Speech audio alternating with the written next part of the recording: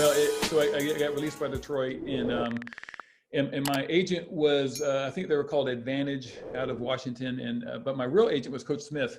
So I'm playing golf, I think, in South Carolina, and Coach Smith we're on the phone every couple of days, and he's like, Pete, there's not much going on. And you got an offer. Coach, I got an offer to go over to Italy. He's like, well, you might want to take it. And I was like, okay. I mean, when coach recommended I take a job in Italy, I was taking a job in Italy. So like literally, I got an offer. Called Coach Smith about it. About a week later, I took off and I was playing in Trieste, Italy, which is up near the upper on the back boot near on the northern coast of the where the Adriatic Sea is up there. And it was about 2.5 months. And my other American over there was named Larry Middleton. He was a player at Clemson, and he was a longtime Italian player, could really score. And he made it bearable. The coach was just, unbelievable. The stories you could hear about 2-a-days. We did 2-a-days every day. They went nonstop, hard. And the funny thing I tell kids, and I can't even make it sound real now, but we went one day and the guy's like, we're going to do Athletico. What's that?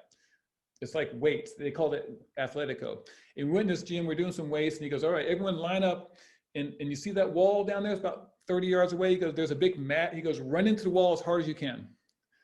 And I'm like, everyone else lines up and starts doing. I'm like, what are we doing? He's like, it'll make you tough.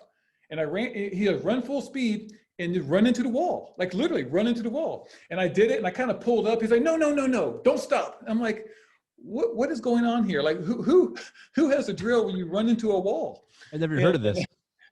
And so to sum that story up, we played in Bologna one night, and we're losing. We weren't very good that year, and at halftime, well, during the first half, I threw the ball inside to a 6'10" Italian guy. The guy came around the back of him, stole the ball, and they went down and dunked it. They call a timeout. Coach, it's just this little coach who could not speak very good English, but he could cuss and yell, and he got really red. He's yelling.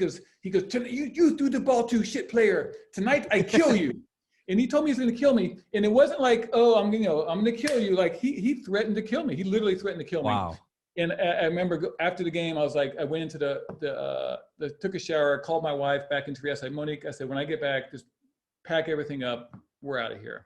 And she's like, what? And so literally we got back that night, and we took the rental car that they had given me, and I drove to the airport with my 18 bags, and I bought a one-way ticket to New York City for, I think, $5,000 a piece.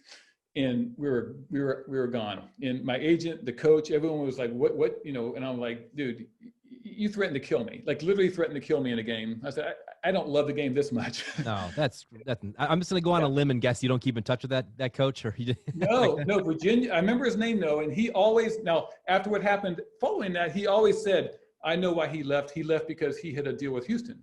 And that was not the case. I was prepared to retire. I was prepared to retire at that point. I mean, he had just worn me out. And I got back and I told my agent, I was like, I'm done. He's like, well, he goes, call me when you're driving back to Alabama to see my mom. He's like, call me on the way back. He goes, I might have something in the works. So I call him from Atlanta, and he's like, can you get on the plane? I'm like, yeah. He goes, well, Houston will sign you if you pass the physical tomorrow.